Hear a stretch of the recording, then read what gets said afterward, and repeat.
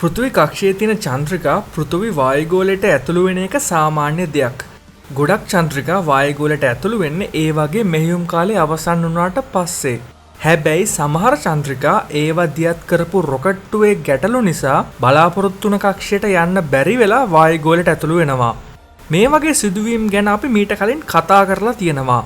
හැබැයි දශක 5කට කලින් සිකුරු ග්‍රහයාට යන්න ගියපු සෝවියට් අභ්‍යවකාශ යානයක් තව ටික දවසකින් පෘථිවි වායුගෝලයට ඇතුළු වෙලා පෘථිවියට කඩා වැටෙනවා කියලා දන්නවද?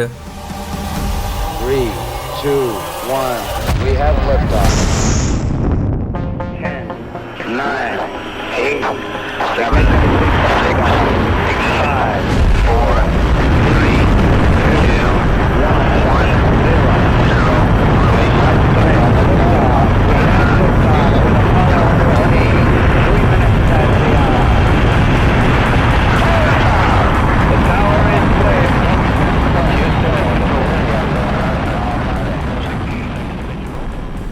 1960 දශකයේ සහ 70 දශකයේ කියන්නේ සීතල යුද්ධයේ අභ්‍යවකාශ තරංගයේ උණුසුම් කාල පරිච්ඡේදයක්. තමන්ගේ රටේ ගගනගාමීන්ව හඳට යවන්න හැදුවා විතරක් නෙමෙයි ඇමරිකාව සහ සෝවියට් දේශයේ තරඟෙට අනිත් ග්‍රහලෝක ගවේෂණය කරන්න අභ්‍යවකාශ යාන යවුවා. ඒ අතරින් සිකුරු ග්‍රහයා පැත්තට අභ්‍යවකාශ යාන විශාල ප්‍රමාණයක් යවුවේ සෝවියට් දේශය. වෙනෙරා නමින් හඳුන්වපු මෙහෙයුම් ගණනාවක් මගින් සිකුරු ග්‍රහයා ගැන ගොඩක් තොරතුරු දැනගන්න සෝවියට් දේශයට හැකි වුණා. මෙතනදී සෝවියට් දේශයේ අභ්‍යවකාශ යාන නාමකරණය ගැන පොඩි දෙයක් කියන්න තියෙනවා. සෝවියට් දේශයේ අභ්‍යවකාශ යානවලට නියම නම ලබා දෙන්නේ යානයේ දියත් කිරීම සාර්ථකයි නම් පමණයි. එහෙම නැත්නම් කේත අංකයක් පමණයි ලබා දෙන්නේ. උදාහරණයක් විදියට සිකුරු ග්‍රහයා බලා දියත් කරපු පළවෙනි වෙනෙරා යානය සිකුරු ග්‍රහයා බලා ගමන් කරන මාර්ගයකට ඇතුල් කරන්න රොකට්ටුවට හැකි වුණේ නෑ. ඒ නිසා ඒ යානය වෙනෙරා 1 කියලා නම් කළේ නෑ. දෙවෙනි යානය තමයි සාර්ථකව රොකට්ටුව මගින් සිකුරු ග්‍රහයා බලා යවුවේ. ඒ නිසා ඒ යානය වෙනෙරා 1 විදියට නම් කළා. වෙනෙරා 1 යානයයි වෙනෙරා 2 යානයයි අතර තවත් යාන 5ක් සිකුරු ග්‍රහයා බලා දියත් කළා. ඒ යාන පහම රොකට්වල ගැටලු නිසා නිසි ගමන් මාර්ගයට ඇතුළු වුණේ නෑ. ඒ නිසා ඒවාට වෙනෙරා නමක් ලබා දුන්නේ නෑ. වෙනෙරා 2 කියලා නම් කරපු යානය වෙනෙරා වැඩසටහන යටතේ දියත් කරපු 8 වෙනි යානය. ඒ කොහොම හරි සෝවියට් දේශයේ 1970 දී යවපු වෙනෙරා 7 යානය මාස 4ක ගමනක් අවසානයේ ඉතිහාසයේ පළවෙනි වරට සිකුරු ග්‍රහයා මතට ගොඩ බහිනවා. ඒකෙන් දින කිහිපයකට පස්සේ යවපු යානයට රොකට්ටුවේ ගැටලුවක් නිසා සිකුරු ග්‍රහයා බලා යන්න හැකි වෙන්නේ නැහැ. 1972 දිත් ඒ වගේම තවත් යානා දෙකක් සිකුරු ග්‍රහයා බලා යවන්න උත්සාහ කරනවා. ඒ අතරින් මුලින්ම යවපු යානය සාර්ථකව සිකුරු ග්‍රහයා මතට ගොඩ බහිනවා. ඒක වෙනෙරා 8. හැබැයි ඒකෙන් දින කිහිපයකට පස්සේ යවපු යානයේ ගමන් මාර්ගය බලාපොරොත්තු වුණාට වඩා වෙනස් වෙනවා. ගමන් මාර්ගය කොයිතරම් වෙනස් වුණාද කියනවා නම් දියත් කිරීමෙන් අවුරුදු 53කට පස්සේ ඒ යානය තවත් දින කිහිපයකින් පෘථිවියට ගොඩ බහිනවා. ගොඩ බහිනව නෙමෙයි කඩා වැටෙනවා කිව්වොත් තමයි ගැලපෙන්නේ. වෙනෙරා 8 යානයට සමාන මේ යානය මෙට්‍රික් ටොන් එකක ස්කන්ධයකින් යුක්ත වුණා. පෘථිවියේ සිට සිකුරු ග්‍රහයා දක්වා ගමන් කරන මාස 4ේදී යානයට අවශ්‍ය විදුලි බලය, ප්‍රචාලනය සහ sannivedanaya සැපයීම සඳහා මව් යානයක් තියෙනවා. ඒකට තමයි ගොඩ බැසීමේ යානය සම්බන්ධ කරලා තියෙන්නේ. 1972 මාර්තු 31 වෙනිදා මේ යානය දියත් කරන්නේ මොල්නියා M රොකට්ටුවකින්.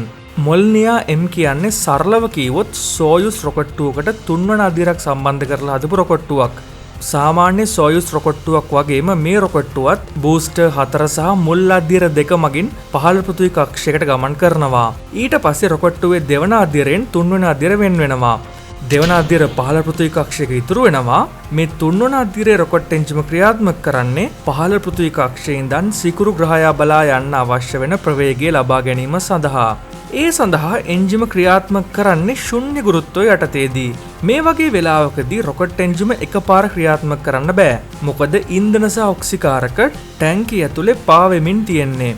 එන්ජිමට ඉන්ධන සහ ඔක්සිකාරක සපයන නාල ටැංකිය වලට සම්බන්ධ වෙන්නේ ටැංකියේ පහළින් නිසා එන්ජිම ක්‍රියාත්මක කරන්න කලින් රොකට් අදියරට පොඩි ත්වරණයක් ලබා දෙන්න අවශ්‍යයි. ඒ මගින් ඉන්ධන සහ ඔක්සිකාරක ටැංකිය වල පහළට තල්ලු වෙනවා. ඒ සඳහා මේ වගේ රොකට් අදියරක තියෙන කුඩා රොකට් එන්ජින් වලට කියන්නේ අලේජ් ත්‍රස්ටර්ස් නැත්නම් අලේජ් එන්ජින් කියලා. මොල්නියා M රොකට්ටුවේ 3 වන අදියරේ අලේජ් එන්ජින් තියෙන්නේ වැඩේ ඉවර වුණාට පස්සේ 3 වන අදියරෙන් වෙන්න. ඒ නිසා 3 වෙනි අදියරේ රොකට් එන්ජිම ක්‍රියාත්මක කරන්න කලින් පොඩි තොරණයක් ලබා දෙන්න භාවිතා කරපු අලේජ් එන්ජින් අඩංගු කොටස ටික වෙලාවකින් 3 වන අදියරෙන් වෙන් වෙලා පහළ පෘථිවි කක්ෂයක ඉතුරු වෙනවා. මේ යානයත් වෙනෙරා 8 වගේම යානයක් නිසා රොකට්ටුවේ 3 වන අදියරේ එන්ජිම මිනිත්තු 4ක් ක්‍රියා කළාට පස්සේ තමයි සිකුරු ග්‍රහයාට ගමන් කරන්න අවශ්‍ය ප්‍රවේගය ලබා ගන්න පුළුවන් වෙන්නේ. නමුත් මේ දියත් කිරීමේදී 3 වන අදියරේ ගැටලුවක් ඇවිත් මිනිත්තු 2ක දහනයකින් පස්සේ එන්ජිම ක්‍රියා විරහිත වුණා. ඒ කියන්නේ යානය එලිප්සාකාර පෘථිවි කක්ෂයක හිර වුණා. සිකුරුට යන්න බැරි වුණ නිසා යානයට වෙනෙරා නමක් ලැබෙන්නේ නැහැ. කොස්මෝස් 482 කියලා කේත අංකයක් පමණයි මේ යානයට ලැබෙන්නේ. පෘථිවි කක්ෂයේ තියෙන අභ්‍යවකාශ යාන සියල්ලම ලෝකයේ බලවත් රටවල් එයාලගේ රේඩාර් පද්ධති මගින් නිරීක්ෂණය කරනවා. ඒ නිසා මේ අසාර්ථක සෝවියට් රොකට් දියත් කිරීම ගැන ඇමරිකාව ඉක්මනින්ම දැනගන්නවා.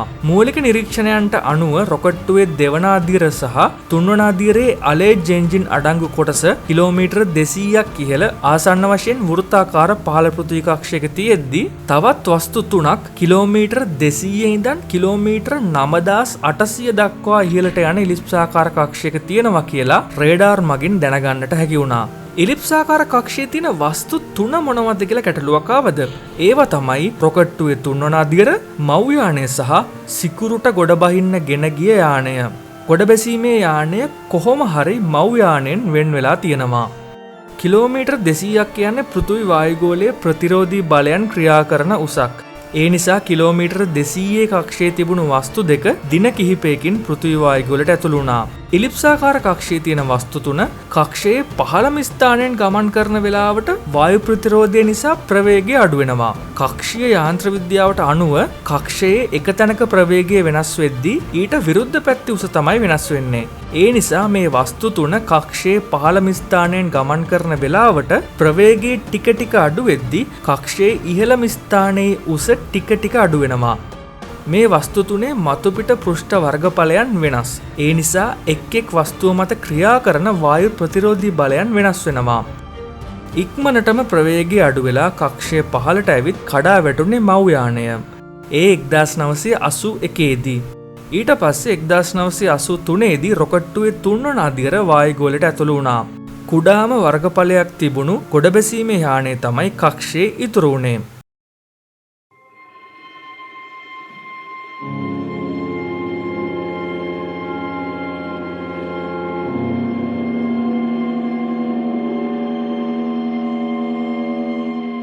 අවුරුදු 53ක් පුරාවට ටිකෙන් ටික ප්‍රවේගය අඩු වෙලා කක්ෂයේ ඉහළම ස්ථානය කිලෝමීටර් 9800 ඉඳන් මේ වෙද්දි කිලෝමීටර් 300ට පමණ අඩු වෙලා තියෙනවා. කිලෝමීටර් දහස් ගණනක් ඉහළට යන ඉලිප්සාකාර කක්ෂයක තියෙද්දි කක්ෂයේ ඉහළම ස්ථානයේ වායු ප්‍රතිරෝධයක් නැති තරම්. ඒ නිසා යානයේ කක්ෂයේ ඉහළම ස්ථානයෙන් ගමන් කරද්දි ප්‍රවේගය අඩු වෙන්නේ නැහැ. ඒ නිසා කක්ෂයේ පහළම ස්ථානයේ උසට බලපෑමක් නැහැ. මේ ප්‍රස්ථාරයේ දැක්වෙන්නේ පසුගිය අඩ සියවස පුරාවට කොස්මෝස් 482 ගොඩ බැසීමේ යානයේ කක්ෂයේ ඉහළම ස්ථානයේ උසයි පහළම ස්ථානයේ උසයි වෙනස් වුණ ආකාරය. කක්ෂයේ ඉහළම ස්ථානයේ උස ටිකෙන් ටික අඩු වෙද්දී කක්ෂයේ පහළම ස්ථානයේ උස නොවෙනස්ව තියෙනවා කියලා පේනව නේද?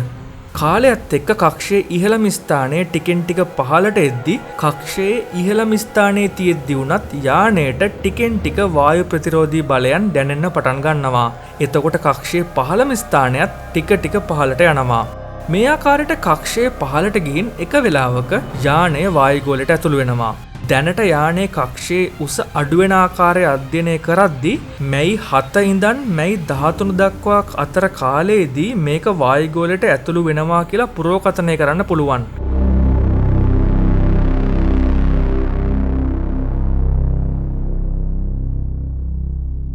හරි ඉතින් ඕකේ ඔච්චර කියවන්නේ මොකද්ද? මේක වායුගෝලයට ඇතුළුණු පළවෙනි යානයේද? නෑ. හැබැයි මේ යානය සිකුරට ගොඩ බහින්න ගියේ. ඒ කියන්නේ මේක හදලා තියෙන්නේ වායුගෝලයට ඇතුළු වෙද්දී විනාශ නොවෙන්න. ඒ කියන්නේ මේ යානය තනි කොටසක් විදියට කඩා වැටෙන්න ලොකු ඉඩක් තියෙනවා. වෙනෙරා යානයේ ස්කන්ධ මෙට්‍රික් ටොන් එකක් කියව මතකයිනේ. ඒකෙන් භාගයක්ම ඒ කියන්නේ කිලෝග්‍රෑම් 500ක්ම මේ ගොඩ බැසීමේ යානය. මේක සිකුරුගේ වායුගෝලයට ඇතුළු වෙද්දී ඇතිවෙන තාපයෙන් ආරක්ෂා වෙන්න විතරක් නෙමෙයි, සිකුරුගේ බාර් 100ක වායුගෝලීය පීඩනයට ඔරොත්තු දෙන්නත් පුළුවන් විදියට හදලා තියෙන්නේ. ඒ නිසා මේ යානේ වායුගෝලයට ඇතුළු වෙලා විනාශ වෙයි කියලා හිතන්න අමාරුයි. එහෙම වෙන්නත් බැරි නෑ. නමුත් ලොකු සම්භාවිතාවක් තියෙන්නේ මේක තනි කොටසක් විදියට පොළවට කඩා වැටෙන එක.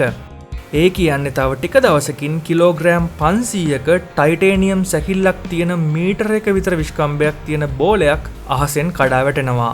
පෘථුවිය මතුපිට පෘෂ්ඨයෙන් ලොකු ප්‍රමාණයක් ආවරණය වෙලා තියෙන්නේ සාගර වලින්. ඒ නිසා මේ යානය ගොඩබිමකට කඩා වැටීමට තියෙන සම්භාවිතාවය අඩුයි.